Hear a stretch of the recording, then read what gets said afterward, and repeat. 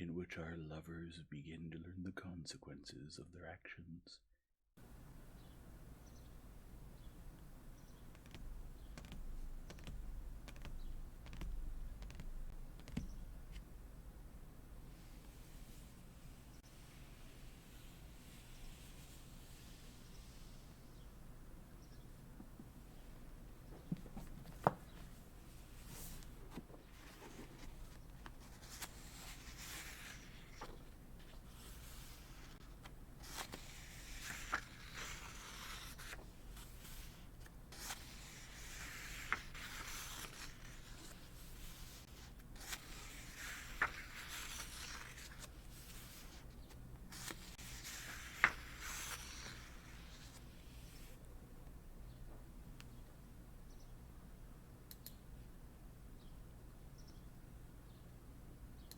Chapter 31.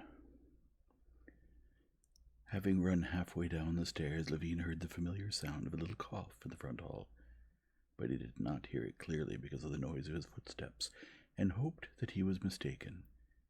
Then he saw the whole long, bony, familiar figure, and it seemed no longer possible to deceive himself, yet he still hoped that he was mistaken, and that this tall man taking off his fur coat and coughing was not his brother Nikolai.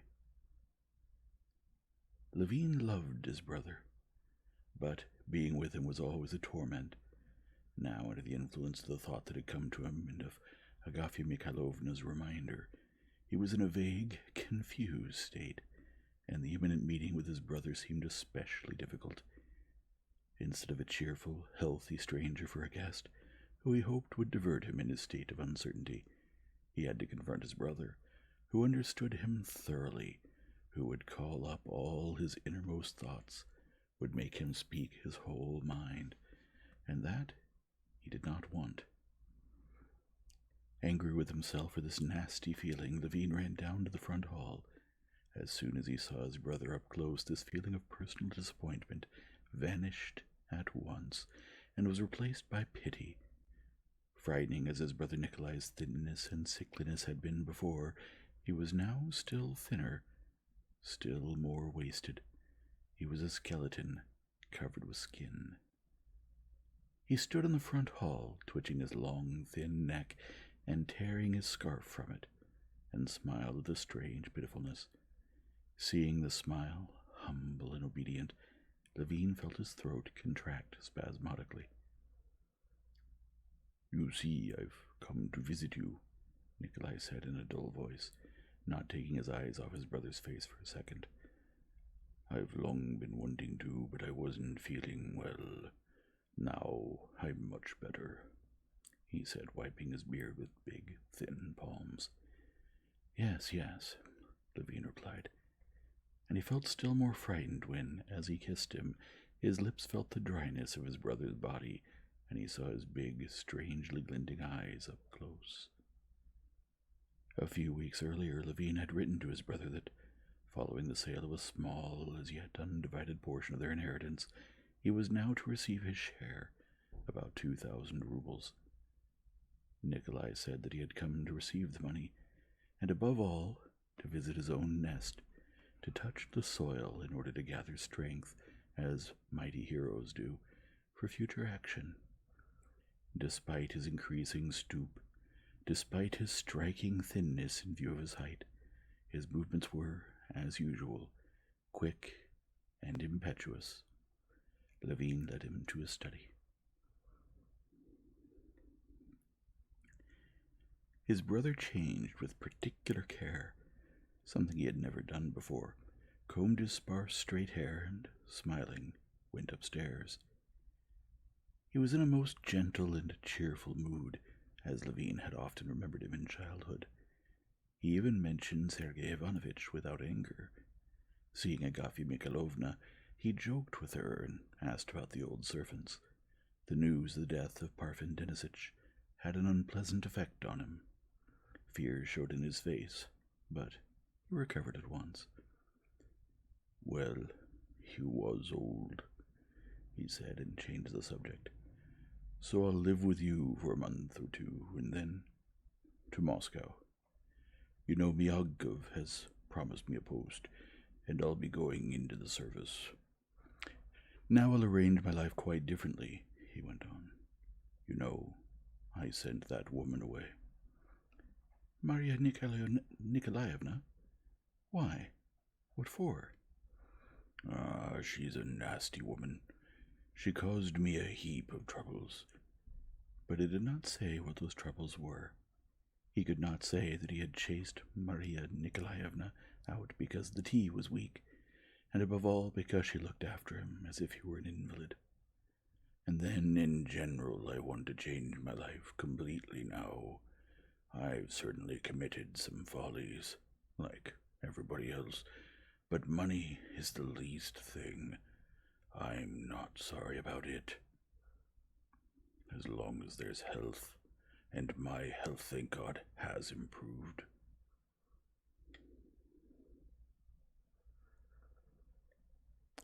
Levine listened and thought and could not think of anything to say. Nikolai probably felt the same. He began asking his brother about his affairs, and Levine was glad to talk about himself because he could talk without pretending. He told his brother his plans and activities. His brother listened, but obviously wasn't interested.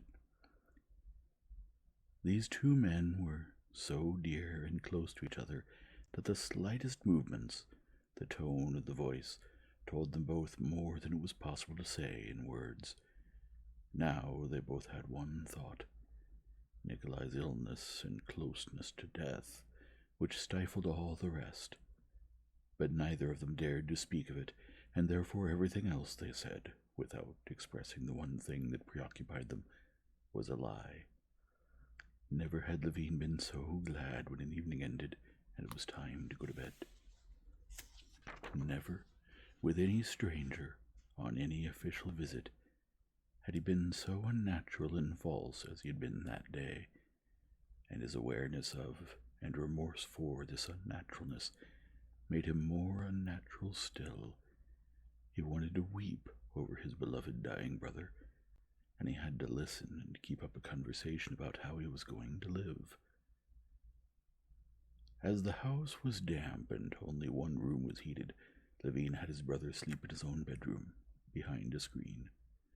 His brother lay down and may or may not have slept, but being a sick man, tossed, coughed, and grumbled something when he was unable to clear his throat.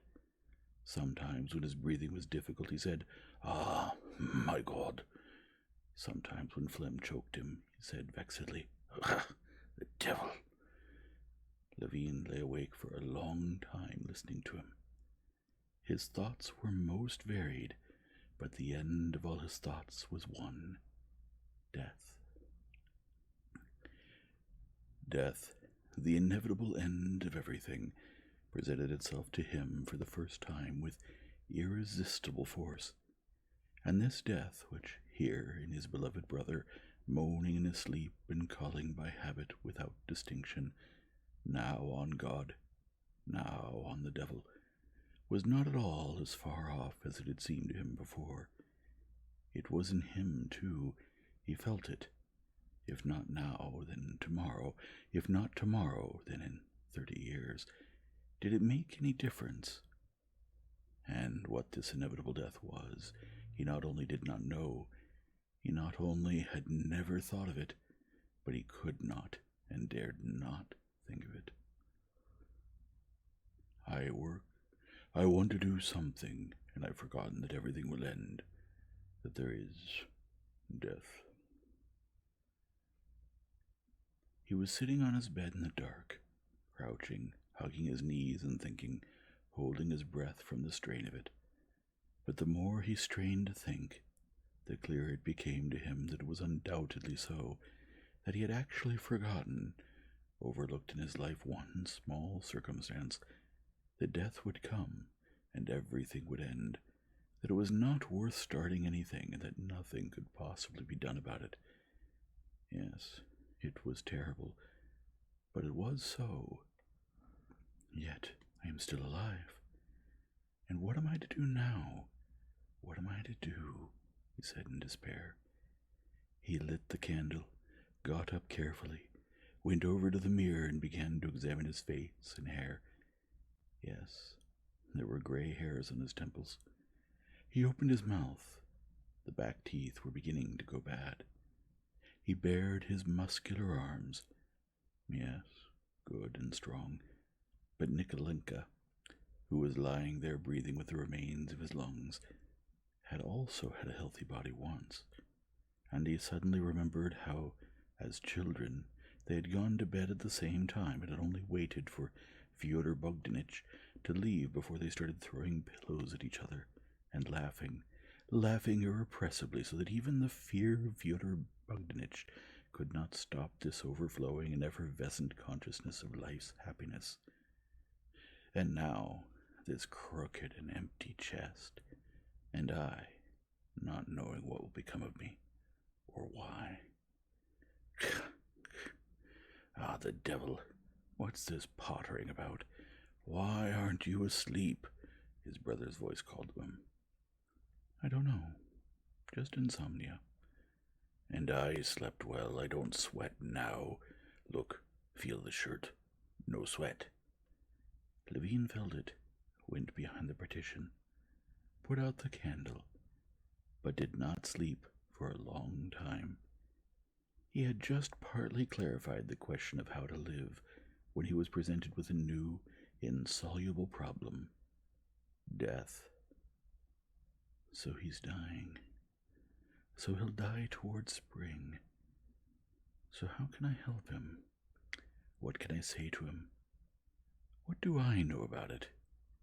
I even forgot there was such a thing.